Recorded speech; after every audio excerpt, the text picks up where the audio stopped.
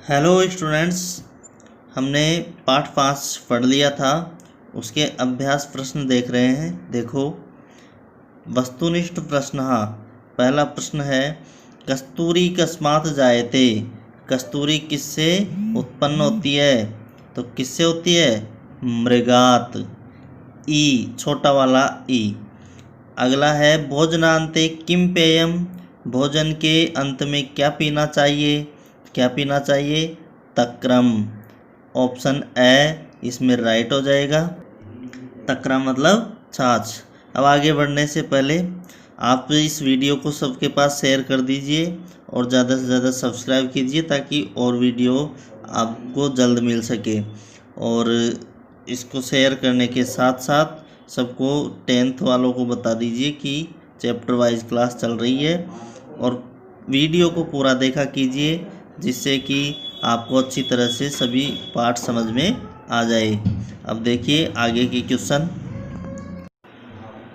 भा कस्य सारा मस्ती। भा किसका सार है? किसका है? रवे। रवे का मतलब सूर्य। तो भा का अर्थ होता है कांति, चमक। तो चमक किसका सार है? सूर्य का। अगला है, सीमंतनिषु का शांता इत्यस्मिन् वाक्ये आद्यन्ताक्षरो स्तः। सीमंतनिषु का शांता, इस वाक्य में आद्यन्ताक्षरो मतलब आदि का मतलब प्रारंभ का और अंत वाला अक्षर कौन सा है? तो सीमंत का सी और शांता का ता। तो इसमें क्या आ जाएगा? सीता। तो ऑप्शन आ इसमें राइट हो जाएगा। अगला है, त्वम दास्यसि इत्यस्य अर्थो अस्ति। त्वम दास्यसि, इसका अर्थ क्या होगा? इसका अर्थ त्वम वितरिष्यसि मतलब तुम देती हो। त्वम दास्यसि, तुम दासी हो। ये दोनों ही इसके आंसर हो जाएंगे। ए आ इत्यु उभयमपि मतलब ए आ दोनों ही। इसका आंसर होगा राइट छोटा ई। अब आगे के क्वेश्चन देखिए। दासी प्लस असी दास्यसि इत्यत्र संधिरस्ति। यहाँ पर संधि कौन सी है? यण संधि है। ई की जगह यह हो जाता है। अब अगला है, नेच्छामि इत्यस्य संधि विच्छेद अस्ति। नेच्छामि का संधि विच्छेद क्या होता है? तो देखिए, न प्लस इच्छामि, ए प्लस ई बराबर ए, गुण संधि का यह उदाहरण है। दृष्ट्वा इत्यस्य व्याकरणम किमस्ति। देखकर इत्यस्य व्याकरणम, इसका व्याकरण किमस्ति क्या है मतलब इसमें प्रत्यय कौन सा है? तो और धातु कौन सी है? तो इसमें दृश्य धातु है और कत्वा प्रत्यय है। बढ़ते हैं अगले क्वेश्चन की ओर। देखिए, करिणाम कुलम को हंती। करिणाम कुलम मतलब हाथियों के कुल को, वंश को कौन मारता है? तो कौन मारता है? सिंह है, शेर। अगला है, कति ईतयः इति त्रयस्य नामोल्लेखम कुर्वन्तु। कति ईतयः, इति कितनी है और 3 इति का नाम लिखना है।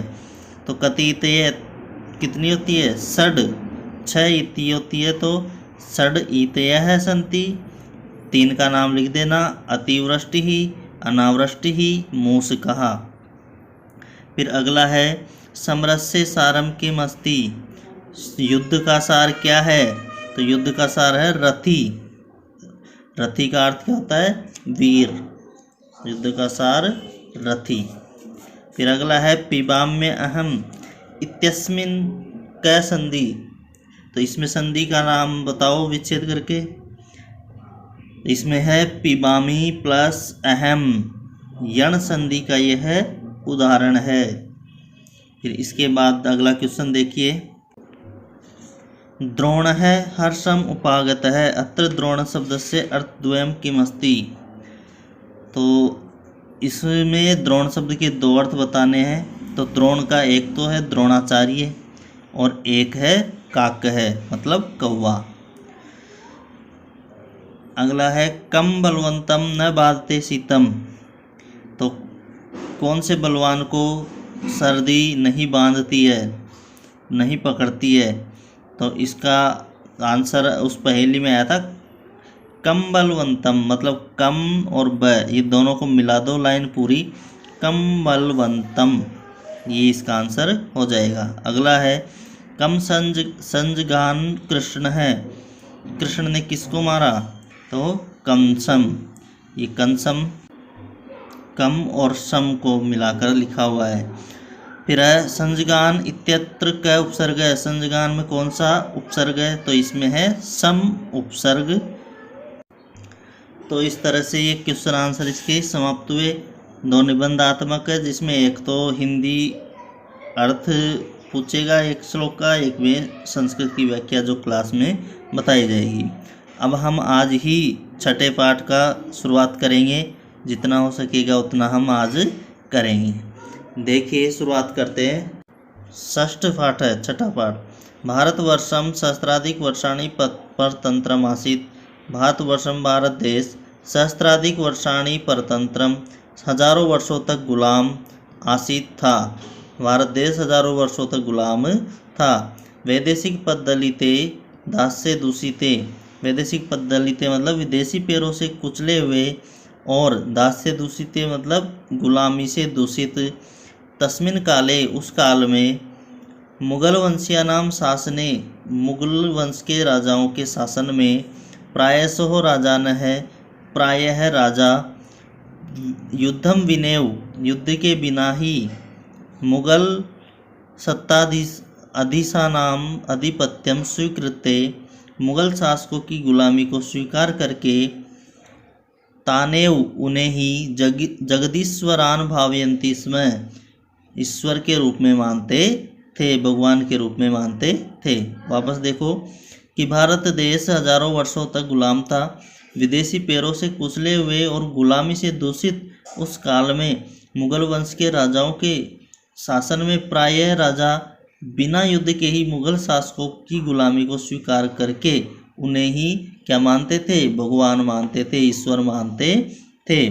तेसाम सेवायाम बद्ध परिकराः, तेसाम सेवायाम उनकी सेवा में, बद्ध परिकरा हाथ जोड़कर स्थित रहकर, संत है, संत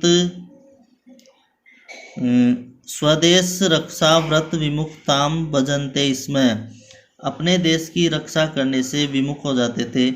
जो उनके मुगल थे, तो मुगलों के सामने हमारे जो लोग थे, संत सज्जन लोग, वो सब क्या करते थे, अपने ही देश की रक्षा नहीं करते थे।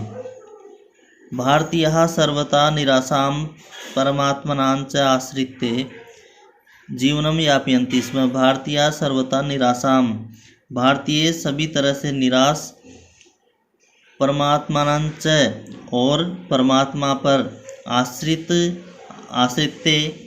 होकर रहकर, जीवनम यापयन्ति स्म जीवन व्यतीत करते थे। भारतीय लोग क्या करते थे, सभी तरह से निराश होकर और अपने परमात्मा पर ही आश्रित रहकर जीवन व्यतीत करते थे, बिताते थे।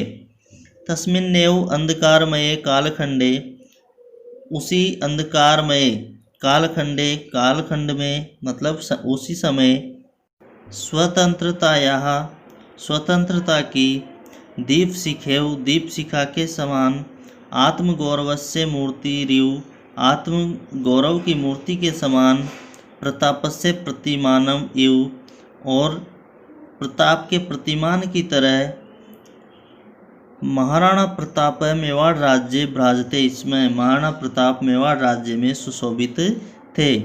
जो उस समय जब मुगल थे यहाँ पर, उसकी गुलाम हो रहे थे हम सब, तो उसी समय अंधकारमय कालखंड में, उसी समय स्वतंत्रता की दीपशिखा के समान और आत्मगौरव की मूर्ति के समान, प्रताप के प्रतिमान की तरह महाराणा प्रताप मेवाड़ राज्य में सुशोभित हो रहे थे। मतलब वहाँ पर वो राजा बने हुए थे, राज्य कर रहे थे। प्रताप है भारतीय स्वतंत्रता इतिहासे स्वतंत्रतायाः अप्रतिमेयो योद्धारूपेण स्मर्यते। प्रताप को भारतीय स्वतंत्रता इतिहास, भारतीय स्वतंत्रता के इतिहास में अप्रतिमो योद्धा रूपेण मतलब अद्वितीय योद्धा के रूप में स्मृयते याद किया जाता है। प्रताप को भारतीय स्वतंत्रता के इतिहास में अद्वितीय योद्धा के रूप में स्मरण किया जाता है, याद किया जाता है। स्वे पंचविंश वर्षात्मके शासनकाले, स्वे स्वयं के मतलब अपने, पंचविंश वर्षात्मक 25 वर्षों के शासनकाल में मुगलेश है अनेक वारम युद्धम कृतवान, मुगलों के साथ उन्होंने अनेक बार युद्ध किया। अपने 25 वर्ष की शासनकाल में मुगलों के साथ उन्होंने बहुत बार अनेक बार युद्ध किया। जीवने नेका भी विपरीत स्थिति भी संतप्यमानोऽपि कदापि पराजयम दैन्यम व न प्रदर्शितवान।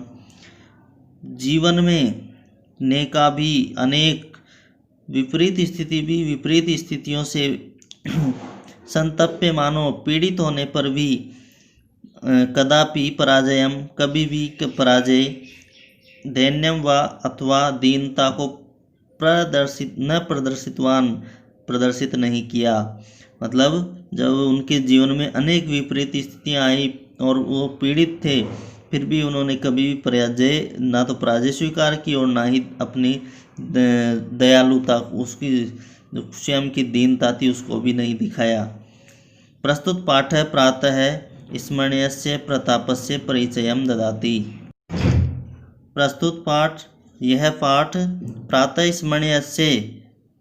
स्मरणीय प्रतापस्य परिचयम ददाति, प्रताप का परिचय देता है। प्रातः स्मरणीय मतलब उनको सुबह सुबह याद किया जा सके उस तरह से कि उनकी वीरता को सभी छात्र ध्यान से पढ़ सकें कि उन्होंने क्या क्या हमारे लिए किया था। येन छात्रा जिससे छात्र, तस्य जीवनेन उनके जीवन से प्रेरणाम प्राप्नुयु प्रेरणा प्राप्त कर सके।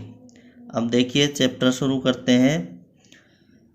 महाराणा प्रताप है। महाराणा प्रताप उत्सर्ग परंपरायाः उद्भव भूमिम प्रतापस्य पुण्यभूमिम मेवाड़ राज्यम को न जानाति। उत्सर्ग परंपराया मतलब त्याग की परंपरा का, उद्भव भूमिम उत्पत्ति स्थल, प्रतापस्य पुण्य भूमिम और प्रताप की पुण्य भूमि को, मेवाड़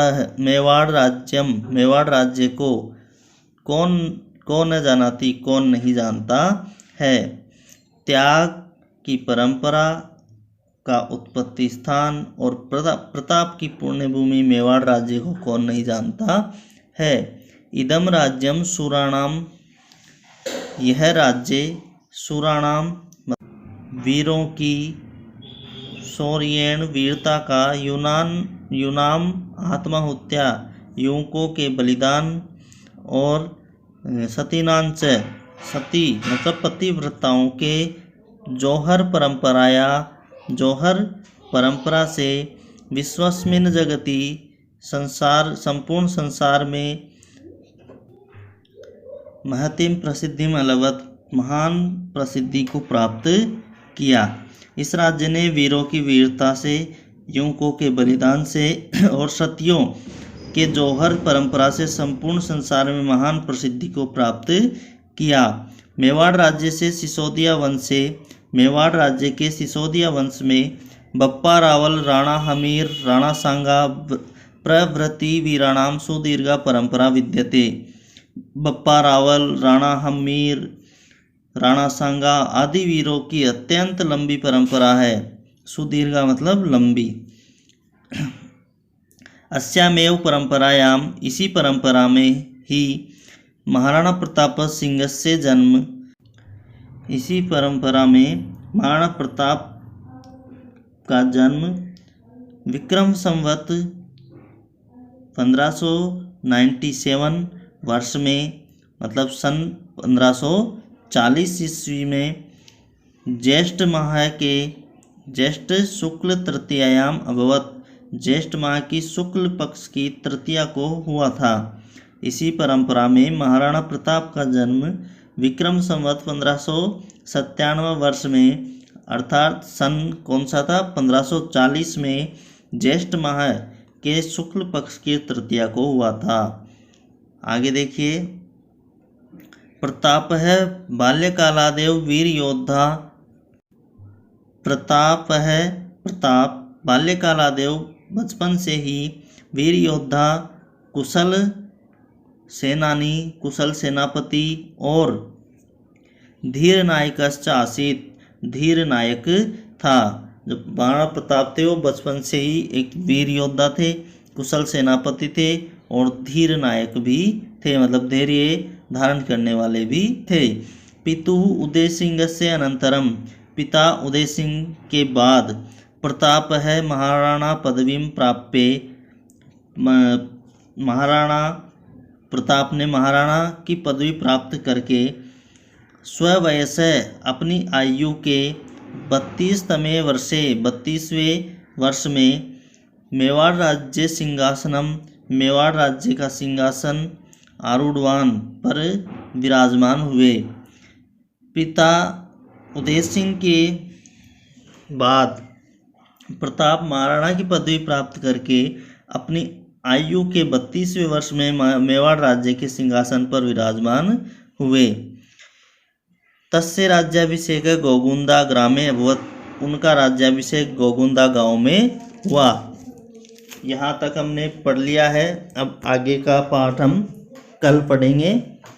जब तक आप इसको शेयर करके सबको बता दीजिए और ज़्यादा से ज़्यादा लाभ पहुँचाएं बच्चों को। धन्यवाद। शुभ दिन।